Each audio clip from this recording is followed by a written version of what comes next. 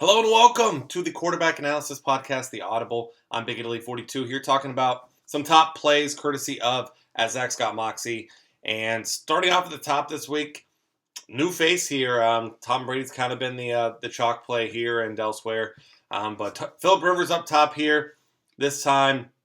And Philip, as we know, on pace to set some records in passing attempts. He's got a ton of yards per game. 1 yard behind Tom Brady in yards per game. And he's facing the Chiefs defense that last week looked like they played very well. And while they did, also need to take into consideration the fact that it was Peyton Manning playing the worst game of his entire career right there in that game. So Philip Rivers facing off against this team here. He's sitting at $8,300 on FanDuel, $69 on DraftKings. They're going to be throwing a lot, as they always are. And it makes a lot of sense to go ahead and lock in some security with Philip Rivers. Speaking of security, Cam Newton next up for the Carolina Panthers, 86 on FanDuel, 69 on DraftKings. As Zach mentions here, he may just have the highest floor of any quarterback in DFS, which is crazy to say because he just doesn't have very many weapons. But the guy has multiple games with a rushing and a passing touchdown. Kind of does it all. You got a Vegas team total of 26 points here.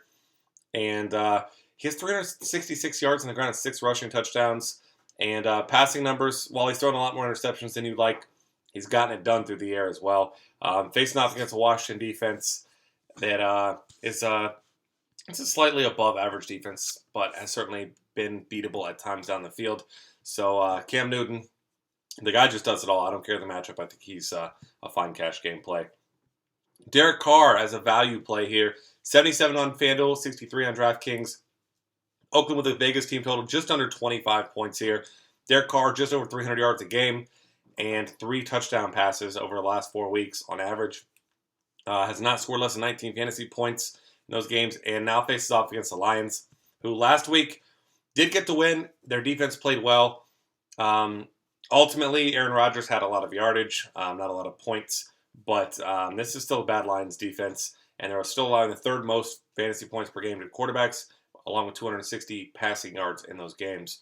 The only team allowing more points per game than them is the Saints here, so got to think that the Lions revert to their old ways after their AAF or their NFC North Super Bowl last week, where they beat the Green Bay Packers.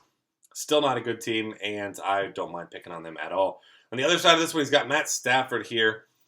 $7,000 on FanDuel, 54 on DraftKings, Vegas team total, just over 23 points. He has similar upside. He does not have the same floor. Stafford has just looked god-awful at times. Raiders, though, have been gashed through the air, and they've allowed the second most passing yards a game at 293, nearly 27 points a game. And Lions' run game is non-existent. Stafford's going to be throwing the ball. While I don't have a lot of faith in him actually making those plays down the field, the opportunities will certainly be there, and not a lot of resistance from a Raiders team that it's Charles Woodson and it's everyone else. Just not a lot of good defenders. Alden Smith now suspended for seemingly the 500th time. He's suspended for an entire year, so he won't be playing this game, of course. Next up, Tom Brady as an elite GPP play. 9,200 on FanDuel, 85 on DraftKings. Vegas team total. One of the lower ones we've seen here for a while. Just under 28 points. Tom Brady dropped back to pass over 60 times last time he faced the Bills. It's a tough run defense. Obviously, Deion Lewis now out. So this is going to be the Tom Brady throwing down the field show. You're missing Julian Edelman now as well. So Danny Amendola is going to step into a bigger role, be a pretty popular play this week as well. And, there's not much else you need to say about Tom Brady. He's been the best quarterback in football this year. He continues to be consistent with or without his weapons. Gotta love Tom Brady this week. But you're going to have to pay a pretty penny for him. Matt Ryan next up for the Atlanta Falcons, 78 on FanDuel, 71 on DraftKings, 26.8 Vegas team total here. And he's got a solid matchup here against the Colts. But Matt Ryan has just not been very good. Only 20 fantasy points once, only 12 touchdown passes on the season. But back-to-back 300-yard games. Colts defense 28th in passing yards per game with 279 a game, just over 25 points. And as Zach mentions here, Matt Ryan's not a guy you can trust in cash games.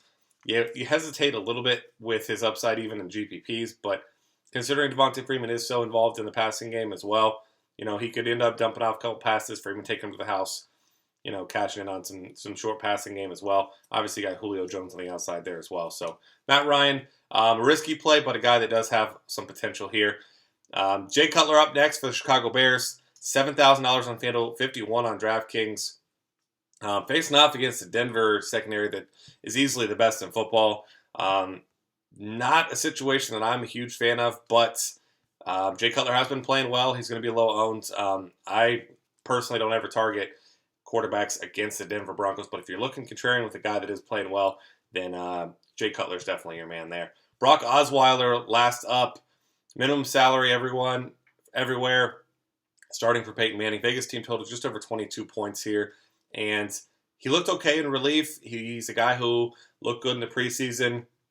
Facing the Bears defense isn't quite as bad as some people think. But he does have Demaryius Thomas. He's got Emmanuel Sanders. You've got that two-headed backfield of Hillman and C.J. Anderson. Vernon Davis, he's there. He's not really doing anything yet, but he certainly has weapons. So it'll be interesting to see how well he can do this week in a good matchup here. But I don't expect them to have him throwing the ball a ton down the field. Maybe we see like the Luke McCown type of game the Saints had when he filled in for Drew Brees. Safe plays, short, efficient plays to get the ball down the field. And maybe those result in a couple touchdowns for him in salary. So that'll give him a couple shots maybe and a couple GPPs there. That'll wrap things up for this week. Find us on Twitter at DFCafe. Subscribe to our YouTube channel and lots of other great content at dailyfantasycafe.com.